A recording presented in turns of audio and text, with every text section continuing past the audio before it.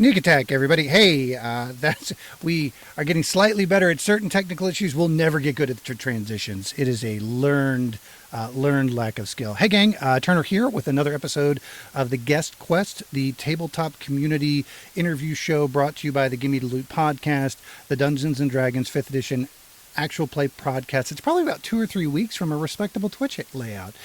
Joining us this week is none other than Kat Kruger, podcaster, dungeon master, author, head wordsmith from Steampunk Unicorn Studios, owner of not one, but two, but three logos. I have logo envy of between the Steampunk Unicorn and the D20 Dames Podcast, and author of a brand new self-help book, How to Be More D&D. I think there's a little bit after there that I am not familiar with. Kat, how are you doing this evening? I'm doing well. Thanks for having me on. Thank you for joining us. With me tonight, the whole crew has showed up. Gang, say hello. What's going on? It's Harlan, and I play Todd on the Gimme the Loot podcast. And the whole crew's not here. We're missing my man Fate, and got a drink of my Uncle Nearest for him here for not being here today. Oh, that's so sweet. This is Moyle Bear, and I play Moyle on the Gimme the Loot podcast. And I think everyone's here. You would think that. I'm Jamie, and I play Eldrin on the Gimme the Loot podcast. And I'm pretty sure that Fate is not here. And I'm Anthony. I play Babatunde on the Gimme the Loot podcast. But Anthony had to think about it. Like, wait, is Fate here? Is he not here? This is normally when we go, respectful pause, and then back into it. Fate is on vacation this evening. I don't know why we're announcing that like he's a newscaster, but hey, this is the world that we live in now. He's on assignment. Yeah, he's on assignment. We've sent Fate deep into the southern plains to bring us back some artisanal D20s. Gang, we're changing up a little bit of the format on Guest Quest, where previously certain members of the cast had accused me of dominating the conversation and stealing all their questions and just being an all-around egomaniac and ball hog. We decided to make it a little bit more democratic. So going forward, what we're going to do, the gang is going to roll initiative, sometimes on screen, sometimes backstage. And that's the order that we're going to go in after we intro up. Since this is new and since they're still kind of getting into the rhythm of this, I gave them 2 outs. One, if there is a question in the chat, they can grab the question from the chat. So chat, don't wait till the end like we normally do. Hit us with those questions as we go through it. And number 2, if they're totally deering in the headlights, they can say they're taking the dodge action and we will move on to the next person. Kat was generous enough to give us an hour of her time this evening, so we're going to try and bang through a lot of things. We got a lot to cover. I have been a fan of her work all the way back to Adventure they wrote, up through the entire campaign 1 of D20 Dames. They just dropped the Session 0 audio that they did from their Twitch stream for what they're doing in campaign 2, which has a really I don't want to say, Peter, you guys you're playing, it's younger characters in a slightly more fantastical setting. You're taking it more family friendly. You were family friendly before, but I mean, look, campaign 1 of D20 Dames still was it did still have some pretty heavy stuff in it, and some definitely I would say if not flat out horror adjacent scenes. And you guys are skewing a little bit more, not just family friendly, but new listener friendly as well too. Yeah, our goal is to not only I think we found our niche with the family friendly audience and kids and families and actually new learners also. And I think with the new campaign, we're very purposefully simplifying the rules so that new learners and young kids can sit down and play together and understand the rules without having the extra, the years and years and years of knowledge that many people come to the table, playing. And I think, we were definitely more on the PG-13 family friendly prior to this new campaign, but we're more towards I think we're aiming for more of a G sort of rating if we're talking in movie terms. No, that's perfect. A G? You went way down to G, man. That's difficult for me. That's a difficulty curve we're not prepared for. Yeah, you're right. We work so blue we're Navy at times. Speaking of underwater, Moyle, you're up. So you are now working towards getting the more child centric audience. So I'm curious when you first encountered D&D. I actually came to D&D pretty late. It wasn't until I was a full-grown adult. So it was in 2014. I was a guest at a science fiction convention called HalCon in Halifax, Canada. I was a guest author there because I had written a young adult series, a werewolf series, and I met the program specialist for Wizards of the Coast Dungeons and Dragons. He was there specifically to teach Dungeons and Dragons ahead of 5th edition coming out. And so I obviously had heard of D&D, read all the Dragonlance books as a kid, but never actually played it. So he set up a tutorial the next day and immediately fell in love with the game. It was incredible. Just as a storyteller, and a writer, I saw so much potential. So after that, I started teaching at a youth after school program, teaching creative writing through Dungeons and Dragons, and then eventually it was just Dungeons and Dragons, and started my own home game where I DM'd because I couldn't find a DM. So yeah, that was in 2014, in my early 40s. Nice. Have you kept that campaign going, or has everyone dropped out? I have not. That was so. What happened there is it was the Lost Mines of Phandelver, and that was prior to me moving to Seattle. Because the following year, the same program specialist came back. We did a panel together, hit it off in a different way, and now we're married. Right on. Wait, so I did not know that Moyle had multi-attack. Did we just let him get 2 questions in there? We did. Did we just let him get 2 questions in? I don't think he has multi-attack. What happened to Turner gets 10 questions in and maybe we get one? I'm gonna. Too much. That is the kind of shade that brought about this format. I'm going to allow the bonus action follow-up. It was a good one. I had a crit. I critted 20. All right, so shut your mouth, Arlen. It was a good one. Jamie, you're up, sir. Let's see.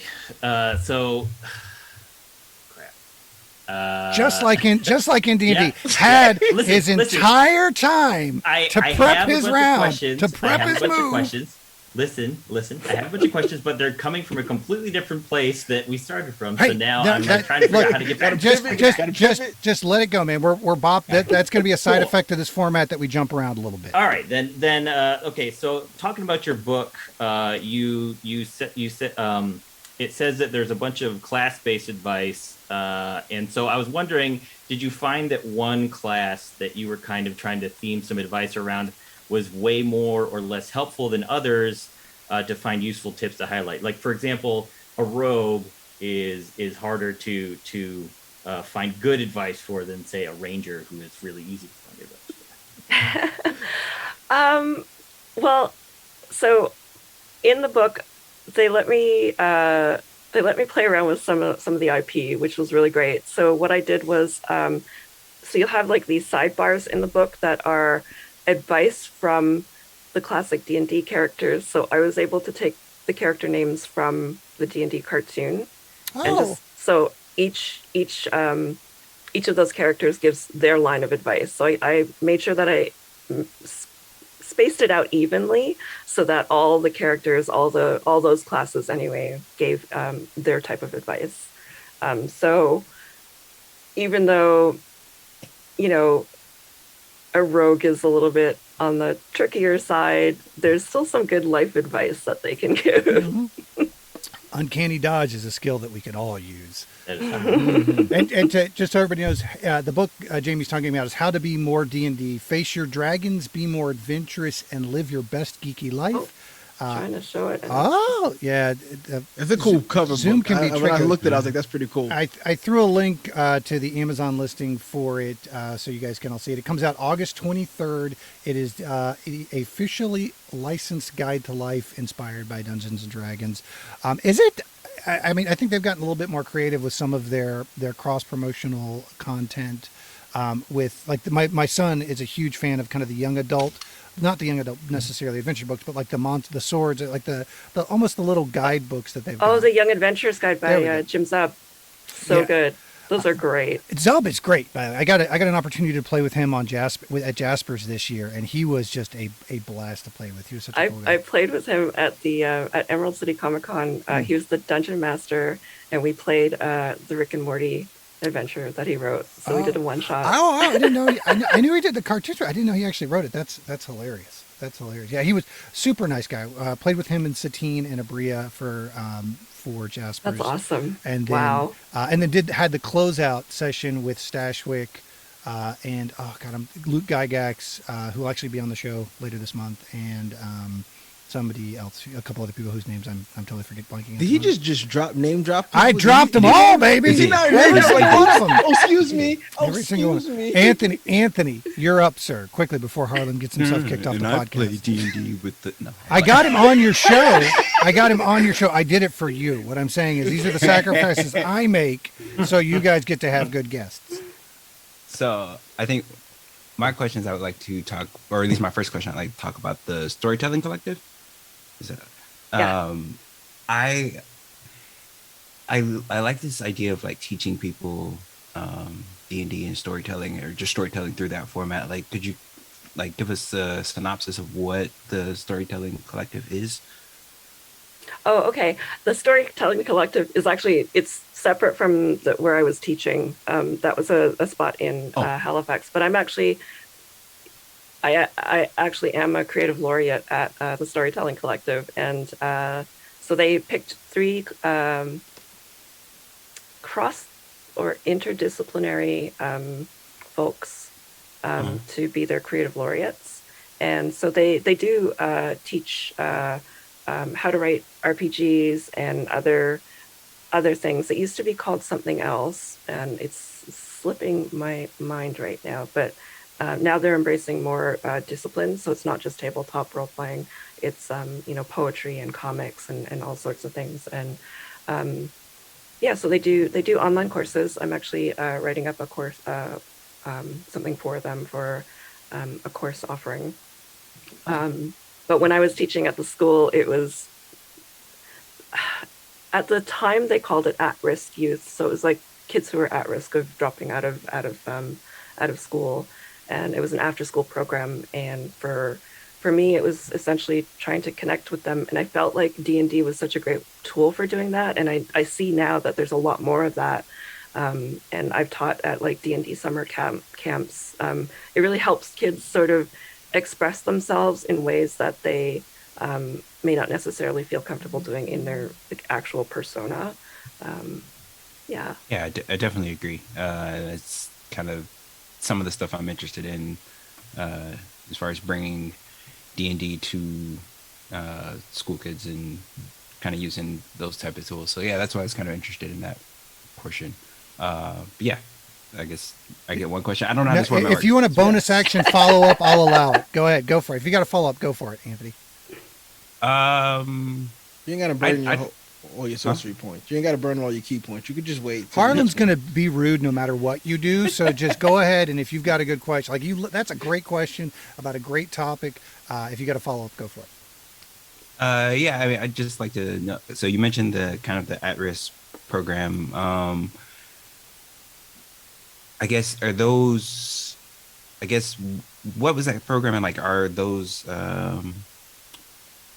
things kind of becoming more common? Like, I don't see many of those type of programs, and that's I think it's kind of a missing. Yeah, I think it depends on where you live and the resources, because I feel like there are places where they've got like access to resources, and then you have these programs. And like where I was in Canada, it was in Halifax, Nova Scotia, and they were able to get a grant from the city to help run run part of it, and I believe they also got sponsors for the building that they were in. And there are other programs I know, like in Seattle. I think Games to Grow is one of them. Yeah. Okay. Yeah, and I feel like it's because of the impact that D&D has had, like from a collective consciousness sort of presence. I think more and more educators are looking at it from that sort of perspective. And at D&D Live, I think they announced that they were going back to doing school kits. So that is something that is actually being supported now by Wizards of the Coast. So I think schools are able to get access to D&D content as part of their resources. So I think the more that it grows and the more that there are more programs that show how much of a positive impact the game can make, I think the more you're going to see these types of programs. Yeah. And, Awesome. and lest I be accused of name dropping again, our fundraiser last year was to support Game to Grow specifically. Yes. We did we had a PvP tournament with other podcasts called Give Me the Belt to support Game to Grow, and we're looking for, I think, a similar themed charity for our fundraiser at the end of the year this year. So That's awesome. Yeah, they're great. They're so fantastic. Harlan, you've been champing at the bit this entire time. Please have an excellent question prepared for us. I don't have an excellent question, but I did. Listen, when I looked, I went through your Twitter before going through kind of lines and slugs and stuff. Seems like you were, before becoming big into D&D, you were a gamer, right? You look like you are into storytelling and game design and things like that. And I wanted to ask, going from being a player to someone who writes stories and storytells and have moved on to the DM side, what do you prefer more, playing as a gamer or storytelling as a DM? Oh my goodness. I think it depends, because I feel like I really appreciate doing both. Like let's see, I DM a Saturday game on and off. I'm a player in a Sunday game. And then I have a third, D20 Dames is my other game, so I DM there. So I guess technically, if we're counting, I must prefer DMing. So you DM more than you play? Yeah. Okay, so you do come from, you said you do like gaming, like is it video gaming or was it TTRPG? Prior to learning D&D, it was video games. Yeah. Yeah. Okay. Like a lot of way back when Baldur's Gate first came out and that sort of thing. Diablo, anything that was basically a hack and slash, like dungeon crawler type game. The Witcher is probably my top game right now. I love that game so much. The Witcher 3 or one of the earlier versions? Witcher 3. Yeah. I came to that late as well, but as soon as I played that back when it came out in, when was it even? Ooh, gosh, it was... It's been like 7 years. Yeah, it's been a bit. Has it been that long? Yeah, 2015. It's been a while, yeah. 3 more years and I can finally play it. Yeah, that's... Moyle's on a 15-year time delay on playing it. Okay. We'll read the books first then. There you go. Yeah. It's a video game based off of books. Yeah. Yeah. Whoa. That must be a first. Not even a little bit. No.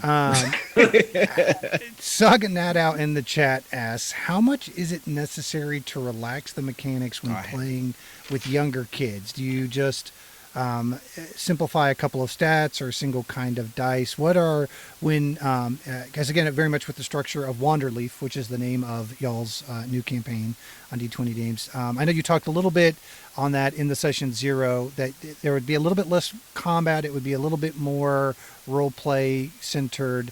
But as you kind of navigate that from a game design standpoint side, because you guys, Kat has her own game design studio, Steampunk Unicorn, and has worked on a number of different games as well as written a number of supplements for D&D. What from a mechanic game design side, what are some of the things that you targeted for that to make it a little bit more accessible? So D&D specifically, what we did was we so we've taken the core abilities, and instead of like all that giant list of skills that you have, we're not touching that. So it's just based on your core abilities. And so when you roll your D20, you add your modifier that's related. And in the case of Wanderleaf, we've already recorded a few episodes, so I can say, what we've done is I've, as the DM, have basically said, well, it seems like you're attempting to investigate this, so that would be you're using your intelligence. Mm-hmm. So roll for intelligence and then add your modifier. So it's simplifying it in that way. We're not like changing the game in any way, in any big way. It's just, this would be an easier way to understand what you're doing without having to look at that giant sheet of all these different traits and abilities and that sort of thing. Do you yell at your people playing when they don't know what they're doing or they play it incorrectly? First of all, you're out of turn. You're out of turn on that for a lot of levels. Secondly, you deserved every time I've yelled at you. You have deserved it, and you know it. But in that respect, as you kind of peel back some of the layers on the skill application side, are you skewing DCs down a little bit to compensate, or is that getting too in the weeds on the mechanic side? No, I'm keeping pretty much everything like the same. Mm-hmm. So they are starting at level 1. So I'm making sure that the DCs for the things that they're facing are appropriately leveled for them. Mm-hmm.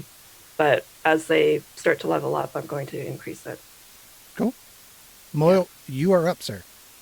I know that at the beginning of the this session, or just before we got on, you're mentioning how you loved horror and horror adjacent stuff.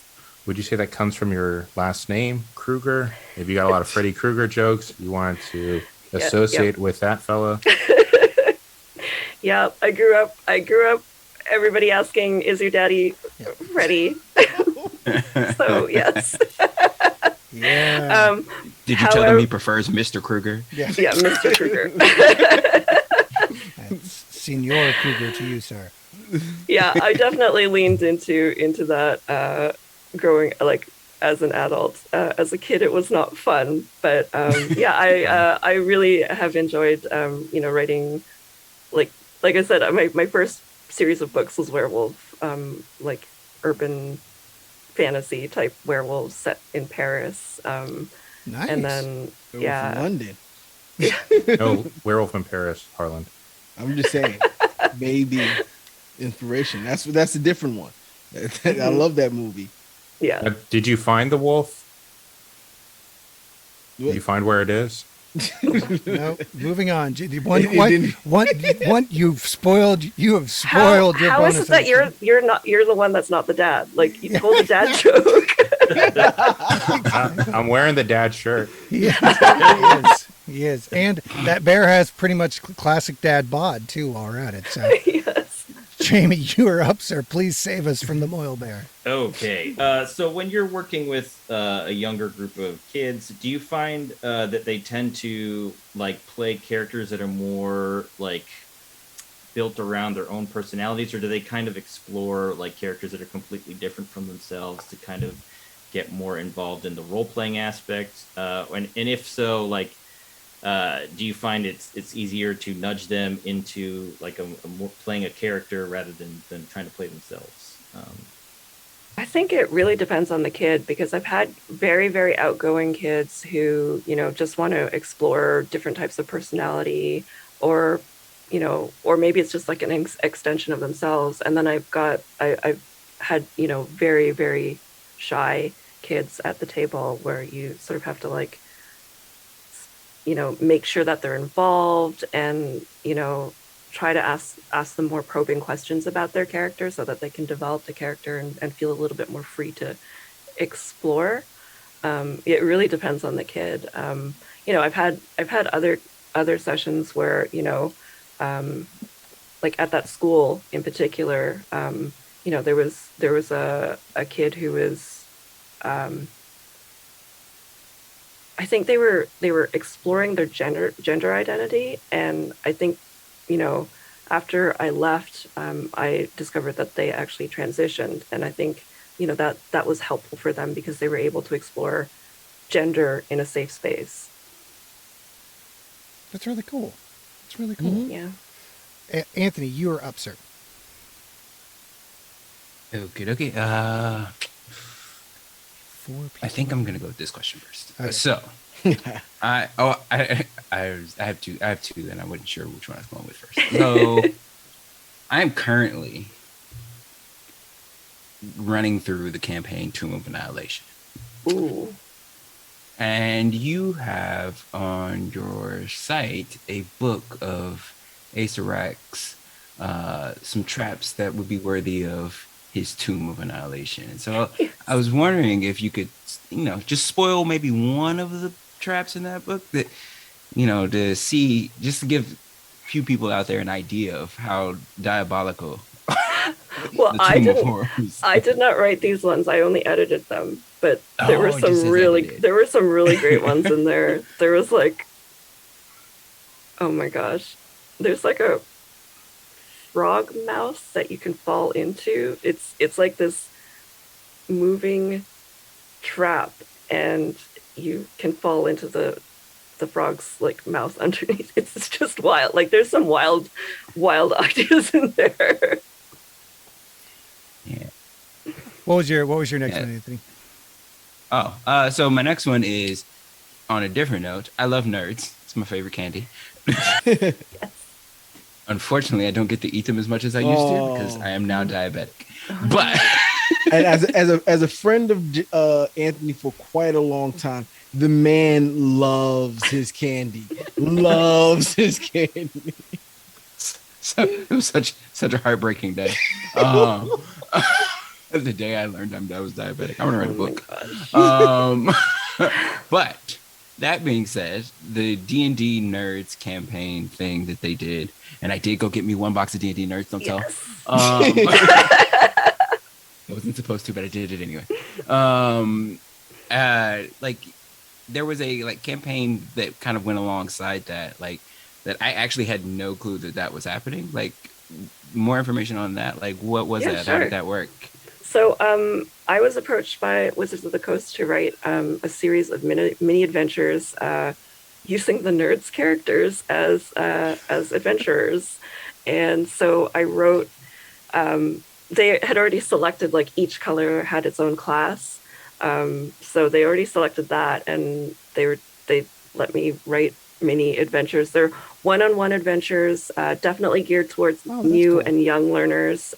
So kind of ideal for either like, you know, a new learner and a new DM, or like a parent or guardian and a child. And essentially it's each class is represented in a very sort of typical manner, but in a very strange universe that is inhabited by nerds.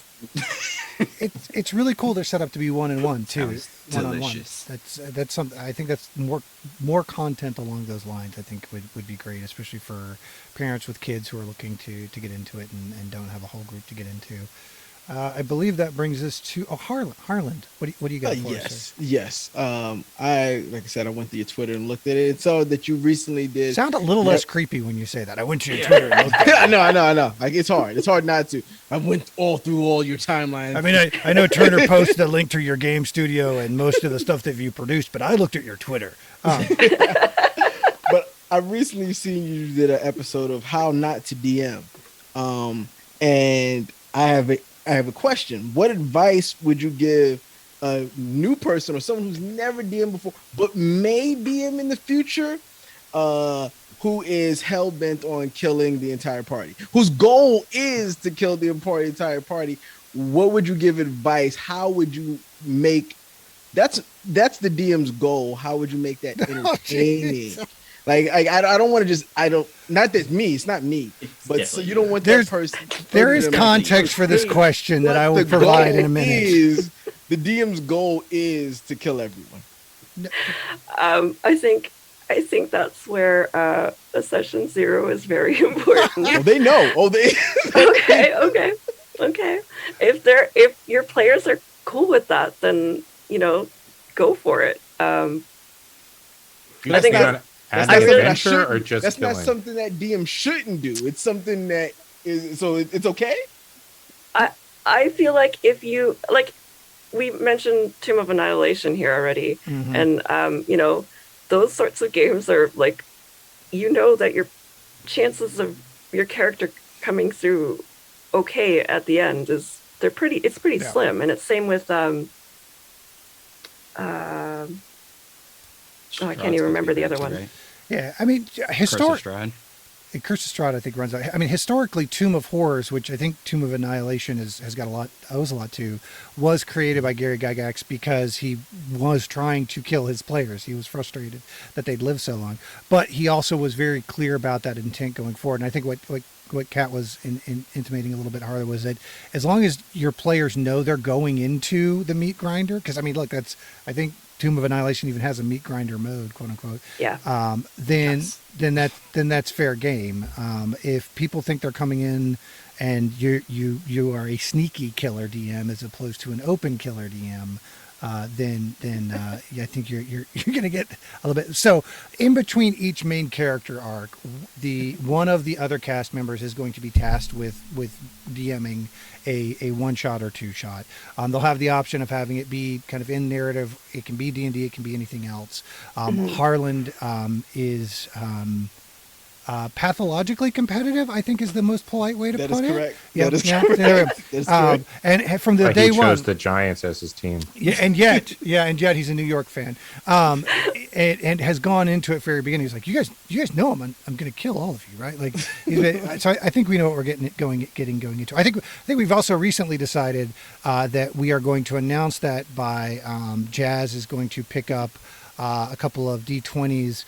Of one of which will be a specific color. We will ship each of you guys, and we will unbox, and whoever pulls out like the black D20 or whatever is the next DM for the next session. Very similar to how they pick the Pope, basically. Whoever opens up the box with the black D20 Smoke. in it gets to be the. It's going to be like a gender reveal, but with dragons. So I like that. I like that. Let's just replace gender reveals with DM dragon reveals. Are we open? Are we doing this live in front of everybody? Oh yeah, Twitch? that will totally be a Oh, this stream. is Yeah, excellent. yeah. I I think Jazz or Anthony came up with the concept. Credit to one of those guys. And they were like, we need to put some pomp and circumstance in it. And I was like, okay, well, let's just, like I said, like the same way they choose the Pope. Moyle, you're up, sir. What is that game you guys keep talking about? Tomb of Annihilation? Is that a TTRPG? It's It's a campaign. Yeah, it's D&D basically a campaign. module for D&D. Okay. Yeah. And my other question is, even though you're generally the DM, do you want your players to be certain classes, certain races, something like I got to have my party of 5 has to be these things? Or do you just give it to them and they're like, all right, if that's what you all want to be? Yeah, I'm pretty free with character creation. In the case of this new campaign, they actually picked all their own lineages because the rules from Tasha's Cauldron allow you to do that now, and I've never had a problem with it. I know that some people have the player's handbook plus one book rule. For me, it Riot got to fly, in our first campaign, and that was okay. I feel like, so long as we're on the same page as to what kind of adventure and what kind of campaign we want to do, that sort of stuff is stuff that I can work around as a DM. Cool. Jamie, you're up, sir. So I had some questions about when you're creating like an adventure book with your studio. Can you kind of describe the process of how it starts, like as a general idea, and taking it to a full-fledged adventure? Do you typically start like with a collaborative process, or is it like a single person comes up with an idea and starts an outline? Like, how does that kind of work?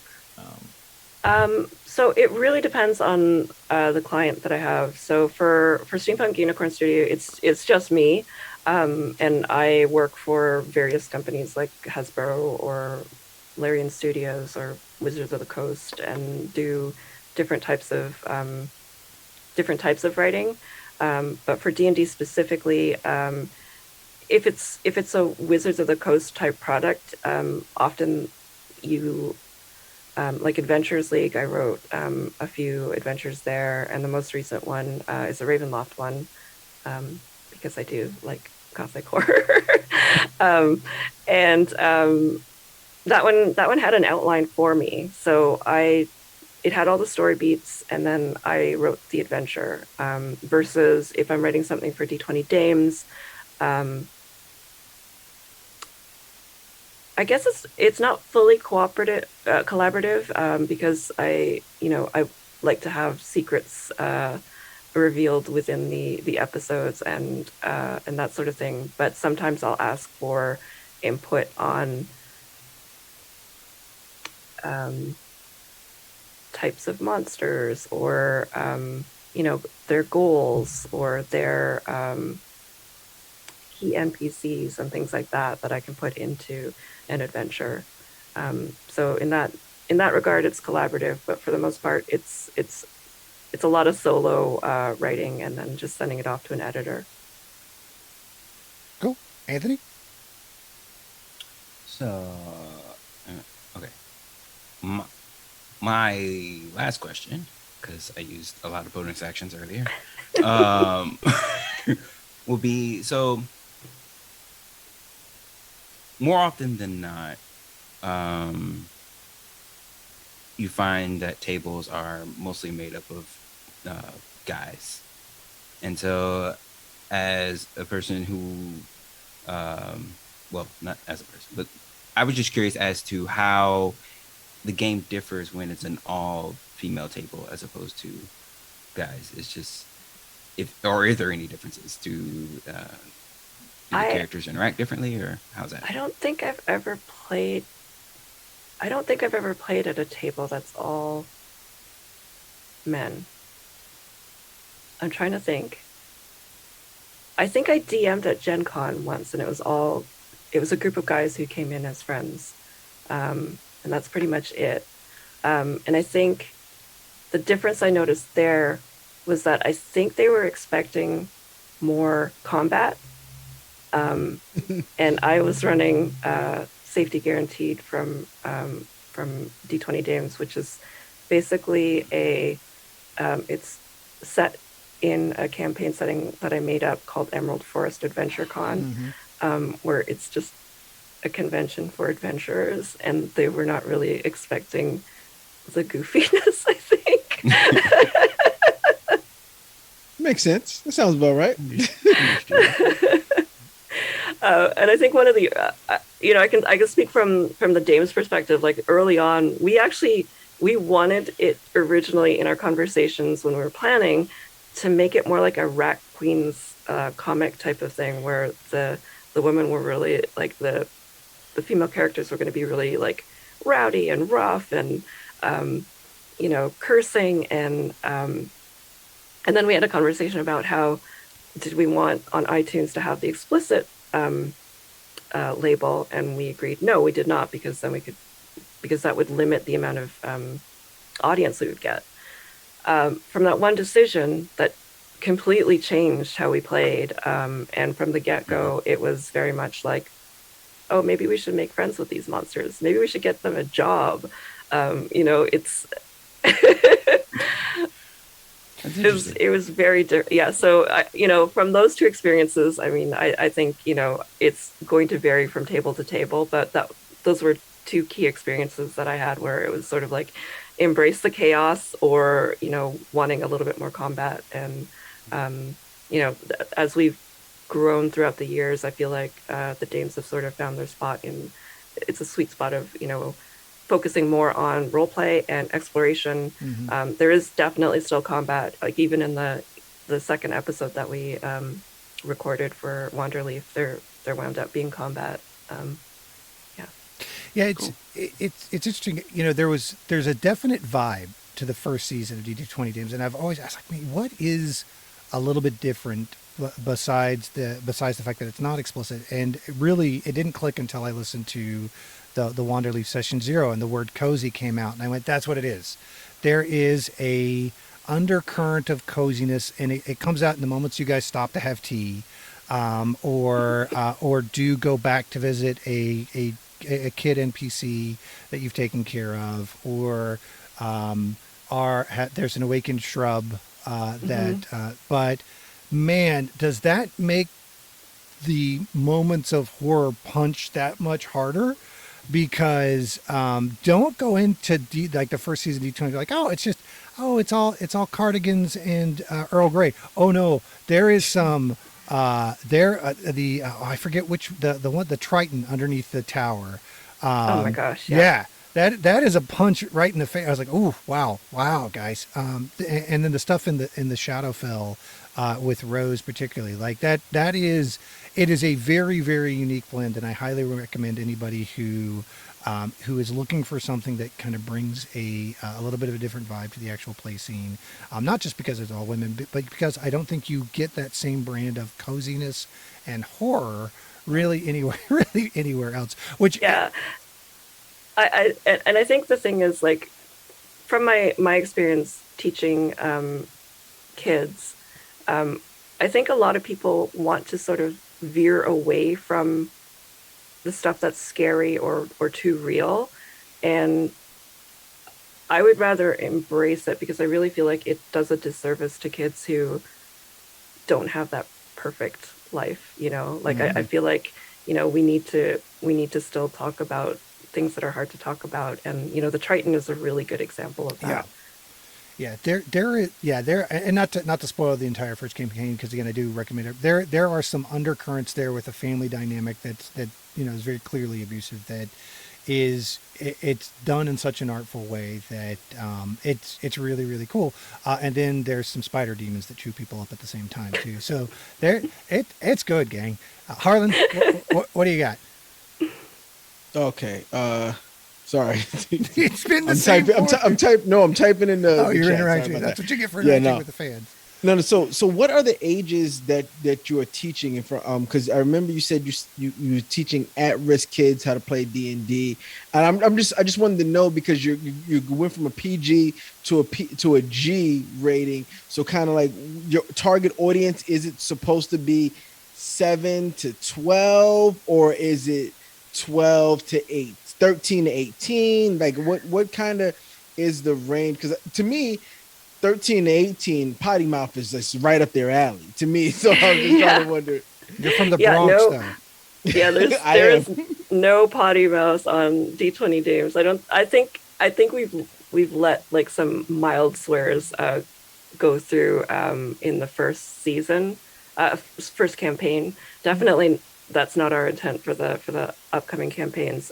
So, you know, even though we're saying it's like very family friendly, it's not necessarily like it's not for adults. We still want to embrace all fans of D&D, but the reason we're making it a G rating is, one, so that younger kids can have a D&D actual play that they can listen to with their families, but it's also for the new learners who might not understand what's going on in some of the other actual plays, where, you know, you're rolling these dice and it's going by really quickly, and you're not actually necessarily learning. You may be learning about the role playing aspect and, you know, maybe some of the rules, but I feel like what we're trying to accomplish here is actually like slow it down, break it down, so that everyone can learn how to play it, and the content will happen to just be not a lot of swears, not a lot of like super scary things happening. So we probably won't get into some of the darker stuff that happened in the first campaign. Yeah. It's not Teletubbies D&D, Harlan. So stop hinting at it. It is still no. It is still a very sophisticated story and setting. I know, from what you was talking about, it seemed like it was like I've always liked Disney because it is a G-rated movie with some heavy undertones about certain topics and things like that. So I kind of got that from what you were talking about in your last question. So I kind of just wanted to see what the ages were that she teaches for and things like that. Oh yeah, teaching wise at the school it was I believe it was 12 to 18. Okay. And then at D&D summer camp it was a grade, I want to say it was grade 5. Okay. Yeah. My kids are right in between there. I got a 7th, but just going to 7th grade and going to 4th grade. So That's prime D20 age, man. We're gonna get your kids. they some would dice. love to play it, but you know me, I'm not that. You still won't admit that you're on a D&D podcast. I know You can exactly. play You do not. You do not have to explain anything to me. It's just, so Eyes Unclouded. Did you? Is that another project you edited, or did you actually? I wrote an adventure for that one, yeah. Can you tell us a little bit about that one? Yeah, so Eyes Unclouded is it's classic Japanese animation Ghibli-esque adventures. So again, very, very cozy adventures in this one. And we all pitched to get into the anthology, and my pitch was based on Princess Mononoke. So what I wrote for that one is it's a city that's trapped in time. So it's sort of like a Groundhog Day going on.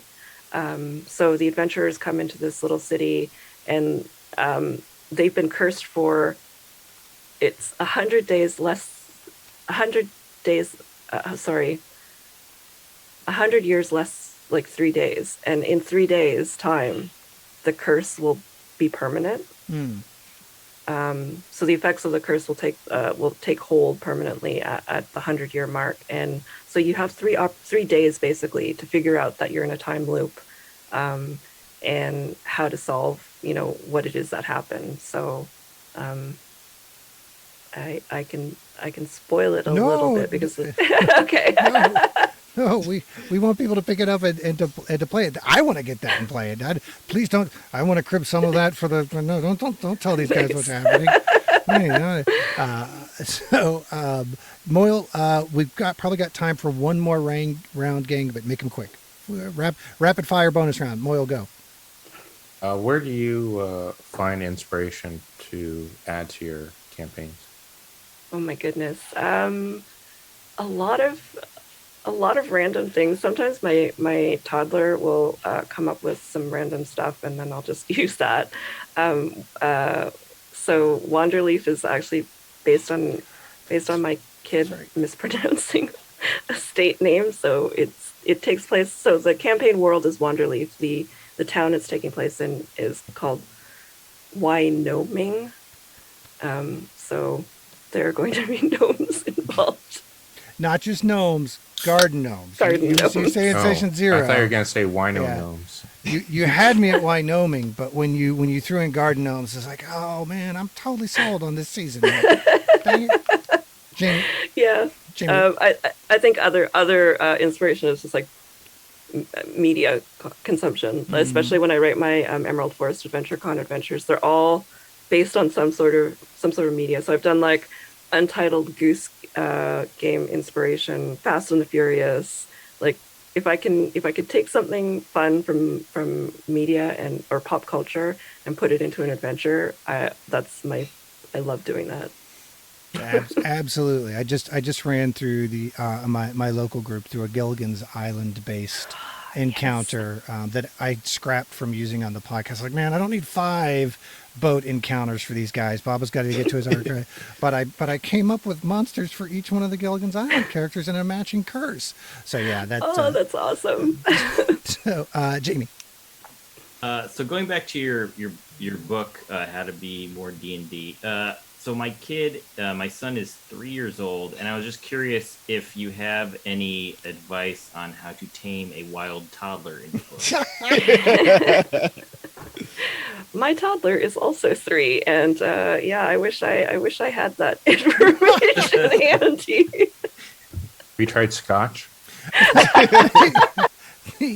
I heard Old that's school. good for That's teething. old school Yeah. methods. Yeah. That's why you look like a bear, Moyle. Yeah, that's why I got so much hair on my chest. I do love that you guys have just said, hey, previously we would edit out our kids in the background in the first campaign. In this campaign, we're just writing in a gray wizard that occasionally pops up and says something crazy and then walks away. So you have made your kid a background NPC to ease your editor's duty, and that is appreciated on so many levels. Anthony, bonus round closeout.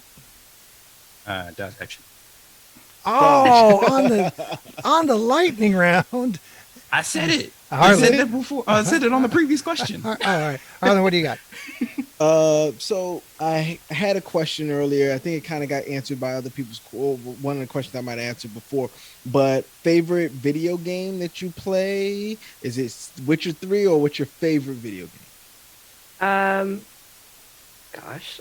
I mean, Witcher 3 was my favorite until I had a kid, and then I couldn't play it anymore. So I know that I stopped playing GTA. I stopped playing GTA. I hardcore just had to stop playing it. Yeah.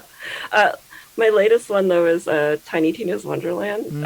That one is really great. Again, I've only been able to play, 6 hours of it since it came out. I play a lot of mobile games now because that's, it's quick and easy to pick up. Yeah, exactly. So I've got We Bare Bears Match 3 Repairs. Oh, We Bare Bears. Nice. I love that show. The Lego games became a real staple in our home because it was something we could play co-op, which was had just enough collectibles to satisfy my OCD and just enough pop culture references to keep my cat engaged for a little bit, but he eventually grew out of those. So, chat. Do we have anybody? Chat. Last minute questions before we wrap up. I did have one kind of more of a kind of podcast construction. The first, and I'm going to blank on her name, and I apologize for this so greatly. Okay. But the first season, your cast member / editor who played Karen / Sildar Hallwinter. Yes. But then was also really your producer on the back end, is now a full cast member in season 2. How did she end up popping into the cast? Can you talk about the little mechanic, like that transition and then kind of getting into a full character role in season 2? Sure. So Brittany, she was our producer, has been our producer for all 4 seasons. And originally the idea was because she wasn't certain what the time commitment was going to be and the learning curve, what we decided together was that I would have her be an NPC every once in a while. And every once in a while became almost like a regular character. And the only difference was that I could feed them ideas. And we could have a little bit more back and forth. And I'd have somebody sort of on my side to help move the story forward. So yeah, I think it was just the comfort level of being able to produce and then being such a great role player that we couldn't have the podcast without them. I think is really what pushed us into that direction. And eventually, though, it became too much work to produce and play. So a decision had to be made, and we have decided to hire a producer instead. And Brittany is now a full-time player. It's really cool. Yeah, it was such a neat element, and felt like you had. It was an interesting addition to the storytelling piece of it, that you effectively had this literal role player, character that could step in, and Sildar was delightful. So oh my gosh, Karen, yes. and Karen was great too. Just that whole Karen storyline is fantastic. So, well, gang, we are going to wrap it up at this point. We always ask an unexpected closeout question of the cast to drop on them. And I think previously it's just been something I would come up off the dome, but I'm going to give Kat the opportunity to turn the tables a little bit, if she wants to take up the challenge. And just one random question, all the cast will go around and answer in initiative order to close out the interview. So Kat, is there a random question pertaining to your upcoming book, or your season 2 of your podcast, or even season 1 of your podcast, you want to flip out at the cast? And again, you can take the dodge action if you want to. This is or I'm coming up with this at the last minute. If not, I can throw one at them. I'm going to ask you what kind of advice each of your characters would give as life advice.